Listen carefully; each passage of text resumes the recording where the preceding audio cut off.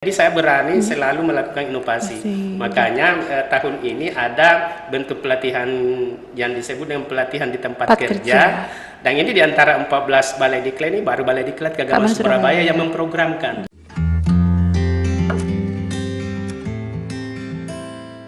Assalamualaikum warahmatullahi wabarakatuh. Selamat siang Bapak Jabar, apa kabarnya? Waalaikumsalam warahmatullahi wabarakatuh. Alhamdulillah, kabar baik. Senang sekali kami hari ini bisa menyupai panjenengan untuk ketiga kalinya Pak ya ini di Pacitan. Iya, untuk ke Pacitan ini memang untuk ketiga kalinya dan insya Allah ke depan semakin banyak lagi kunjungan-kunjungan saya ke Pacitan. Alhamdulillahirrabbilalamin. Sebelumnya kami ucapkan terima kasih yang sebesar-besarnya atas perkenan Bapak Dr. Haji Jabar, Magister Pendidikan.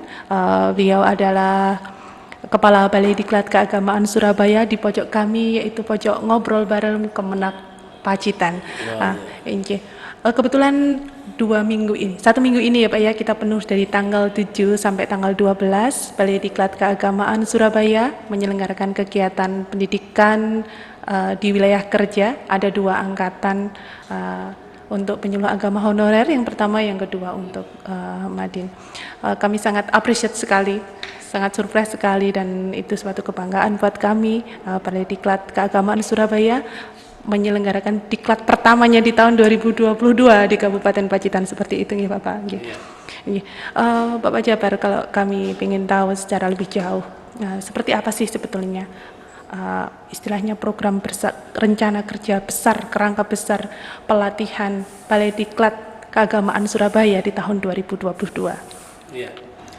Baik Mbak Anjar, terkait dengan program pelatihan Balai Diklat Keagamaan Surabaya di tahun 2022 ini memang harus disosialisasikan ke seluruh stakeholder, khususnya di wilayah Kementerian Agama Provinsi Jawa Timur, terkhusus lagi untuk kantor Kementerian Agama Kabupaten Pacitan ini, agar seluruh stakeholder itu memahami program-program Balai Diklat di tahun 2022. Karena tahun 2022 ini adalah beberapa program prioritas Kementerian Agama, yang mana Balai Diklat Keagamaan Surabaya itu harus mengambil peran di situ. Seperti itu Pak. Demikian seperti ini Pak. Di tahun sebelumnya seringkali kan kita mengadakan kegiatan semacam analisis kebutuhan diklat, yang dimana kita harus menyampaikan kira-kira jenis-jenis kediklatan apa saja yang dibutuhkan pada suatu unit kerja, terutama unit kerja tingkat kabupaten kota, seperti itu, untuk kita sampaikan dalam tahun yang bersangkutan. Sebetulnya ini loh yang kita butuhkan. Kegiatan analisis analisis kebutuhan diklat itu sendiri, urgensinya seperti apa Pak? Ya, baik. Kalau kita berbicara analisis kebutuhan diklat itu tidak bisa dilepaskan bahwa pelatihan itu adalah sebuah sistem. Ya, jadi pelatihan itu adalah sebuah sistem. Salah satunya itu adalah melakukan analisis kebutuhan diklat, atau sekarang biasa disebut analisis kebutuhan pelatihan, atau bahasa Inggrisnya TNA. Ya, ini wajib dilakukan, karena urgensinya itu sangat besar. Misalnya dalam rangka memastikan siapa yang akan dilatih, itu harus jelas sasarannya. Nah, kemudian kompetensi apa yang dibutuhkan, sehingga disinilah betul-betul urgensinya sebuah AKD, agar supaya peserta pelatihan itu merasakan bahwa materi yang disampaikan itu memang sesuai dengan kebutuhannya. Iya, betul sekali Bapak. Kemudian analisis kebutuhan diklat yang kita lakukan selama ini sebenarnya ada 3 macam itu. Gitu Bapak. Yang pertama, dengan stakeholder itu membuat proposal. Itu yang pertama itu. Misalnya di Kabupaten Pacitan ini terkait dengan guru madrasah ibtidaiyah, madrasah sanawiyah, madrasah aliyah, butuh pelatihan yang mendesak. Itu bisa dengan proposal, misalnya dengan pembelajaran melalui video-video, itu bisa dengan proposal, sehingga bisa membuat proposal yang isinya misalnya tentang pelatihan media pembelajaran berbasis teknologi. Itu bisa dilakukan yang proposal. Iya, betul sekali. Ya. Kemudian yang Yang kedua kedua, adalah dengan melaksanakan rapat koordinasi. rakor. Iya, rakor. Seperti yang baru-baru ini Kemarin kita ya, iya, Ije. kemarin. Tapi ini tingkatannya kepala kantor tentu Iya, saja, Ije. enggak juga seperti itu. Bahkan peserta rakor itu mewakili seluruh elemen-elemen yang ada di wilayah kerja. di wilayah kerja Pendidikan Surabaya. Okay. Ada dari perwakilan guru, Iya, perwakilan penyuluh, pengawas, pejabat struktural, bahkan ada ormas-ormas dari NU, dari Muhammadiyah, bahkan dari luar lembaga ini atau dari luar Kementerian Agama, dari Pemda Tulung Agung, BPSDM. Itu begitu luasnya Pak. Iya, sebegitu ternyata, luasnya. Sekaligus ingin kita menjual bahwa inilah Balai Diklat Keagamaan Surabaya dengan program-program pelatihan. Iya. Seperti itu. Nah, kemudian yang ketiga yaitu dengan menggunakan teori analisis kebutuhan diklat. Dan ini diprogramkan secara sistematis karena memang kita anggarkan. Ya, kita anggarkan dan dibentuk petugas akadenya, tim akadenya, kemudian turun ke lapangan ke seluruh wilayah kabupaten kota di Jawa Timur ini untuk memastikan kepada pengguna jasa kediklatan kita itu pelatihan-pelatihan apa yang akan dibutuhkan tahun 2023 misalnya. Karena AKD 2022 ini untuk sebenarnya untuk tahun 2023. Nah, jadi itu yang dilakukan tentang analisis kebutuhan diklat.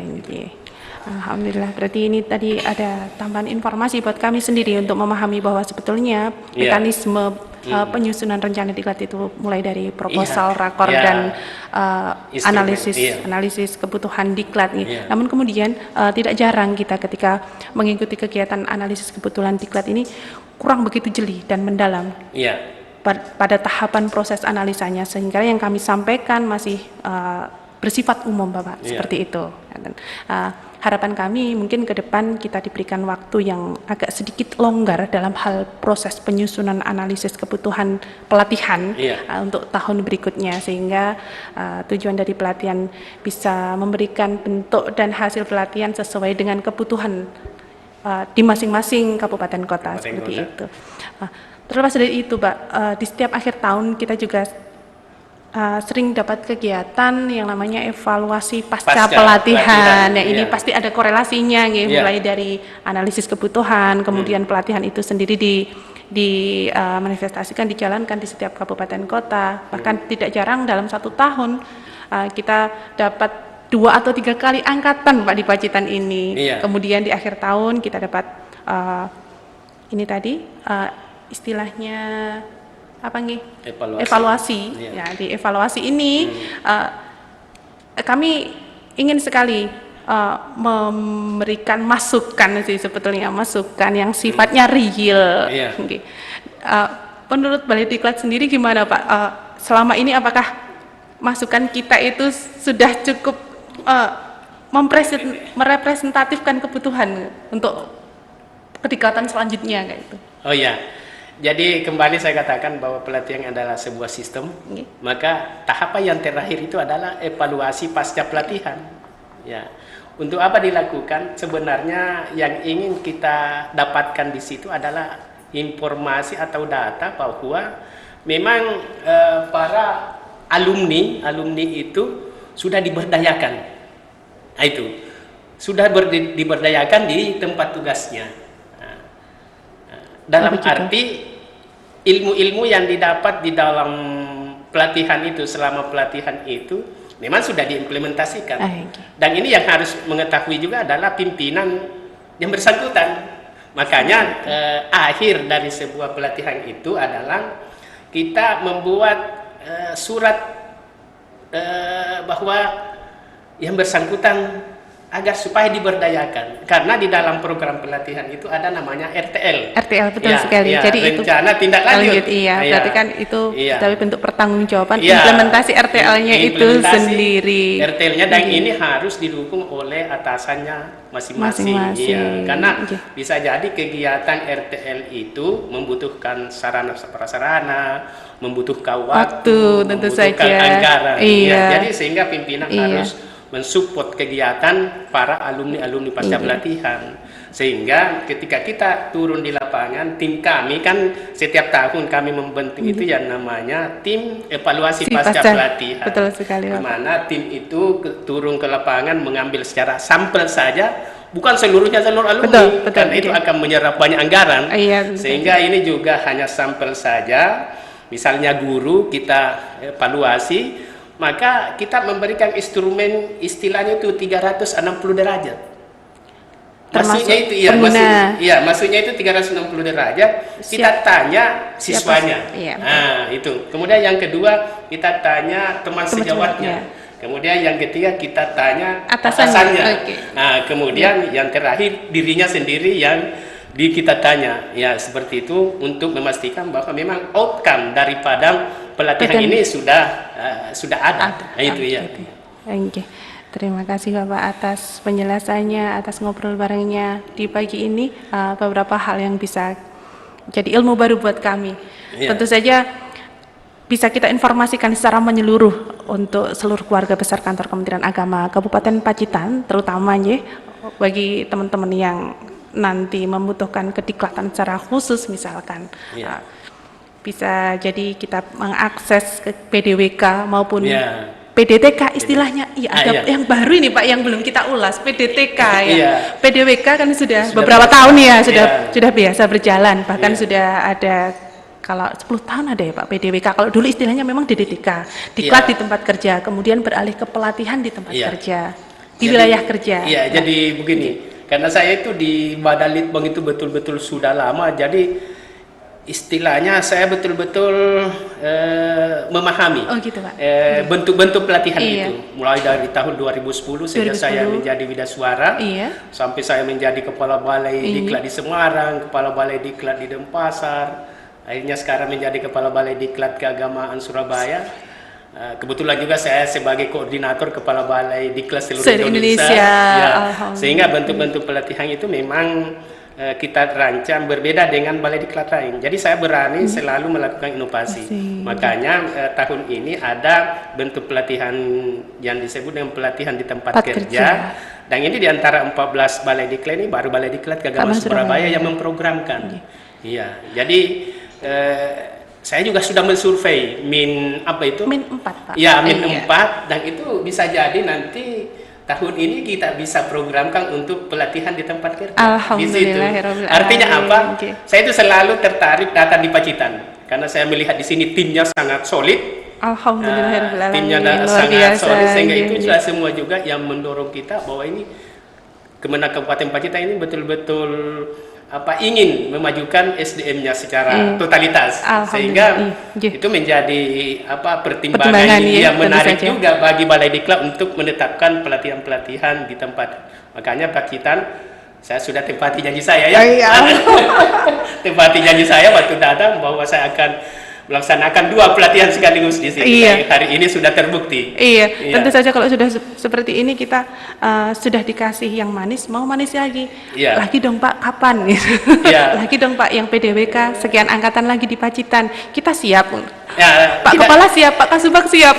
Iya, tidak apa-apa, karena itu kembali lagi bahwa itu adalah analisis kebutuhan. Kita tempuh. Kita tempuh lagi tiga mekanisme ini tadi, mulai dari disampaikan secara lisan. Tadi Pak Kemenag juga sudah punya keinginan yang kuat untuk bagaimana mengembangkan SDM di Kemenag Kabupaten Pacitan.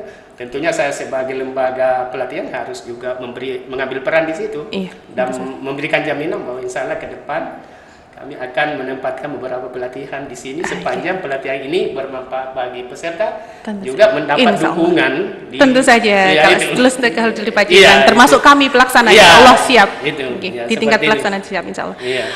Boleh digambarkan sedikit saja Pak terkait dengan bagaimana sih perbedaan PDWK dengan PDTK? Iya. Ini yang mungkin Iya. bisa jadi gambaran untuk teman-teman satker lain mungkin nanti ya, Iya. mungkin tertarik mengadakan kegiatan pelatihan secara Iya. mandiri atau blended Iya. atau istilahnya cost sharing ya, seperti itu Pak. Oke, jadi dua jenis ini PDWK dan PDTK itu adalah berbeda. Ada beberapa perbedaannya. Yang pertama dari kurikulumnya. Kurikulum. Ya, kurikulum kalau PDTK itu hanya 40 JP. Iya, 40 JP. 40 JP. Dan materinya itu semuanya itu adalah materi inti.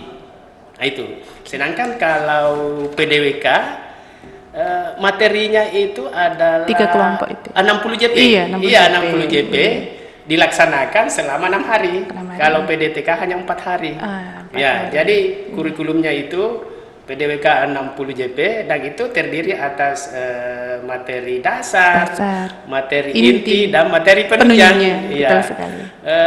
Panitianya juga berbeda. Kalau PDWK itu panitianya 3 orang. Nanti kalau PDTK hanya 1 orang. Iya, seperti itu. Jadi itu untuk sementara perbedaan antara PDWK dan PDTK. Kalau PDWK dilaksanakan di wilayah tertentu, tapi kalau PDTK di tempatnya yang bersangkutan. Ya. Kalau wilayah itu kan lebih luas sih. Iya, ya, ya, seperti itu. Terima kasih Bapak. Ilmunya sangat bermanfaat, informasinya tentu saja sangat konstruktif buat kami. Semoga perbincangan kita hari ini nanti akan kita bisa lanjut dan kita implementasikan sesungguhnya di lapangan. Selanjutnya untuk hari ini Pak, rencananya kita mau survei kemana ini? Selain min 4, ini masih ada 4 min lagi. Ada 1 man, ada 3 MTSN. Mungkin Bapak bisa memberikan gambaran tingkat min sudah, untuk MTSN belum Bapak? Man juga hanya 1 pilihannya. Iya, oke. Jadi saya di Pacitan ini pulangnya itu jam 1 dini hari Minggu. Jadi banyak kesempatan saya di Pacitan ini, mungkin besok kita bisa beberapa survei madrasah, karena itu adalah bagian daripada analisis juga, itu analisis kebutuhan diklat. Saya mau survei langsung melihat kondisi madrasah dan sekaligus untuk mendapatkan masukan-masukan daripada guru, pelatihan-pelatihan apa yang dibutuhkan. Jadi silakan saja diatur waktunya, saya ikut saja mau dibawa kemana. Iya, seperti itu. Ya. Insya Allah siap, Bapak Kasubag sudah memberikan sinyal, sinyal seperti ini. Insya Allah siap. Oke Bapak, terima kasih atas perkenannya kita ngobrol bareng di Pojok Kemenak Podcast, Pojok Kemenak Pacitan, Kemenak Pacitan. Semoga perbincangan kita hari ini memberikan manfaat dan ilmu lebih untuk kita. Sampai bertemu kembali pada kesempatan yang akan datang. Assalamualaikum warahmatullahi wabarakatuh. Waalaikumsalam warahmatullahi wabarakatuh.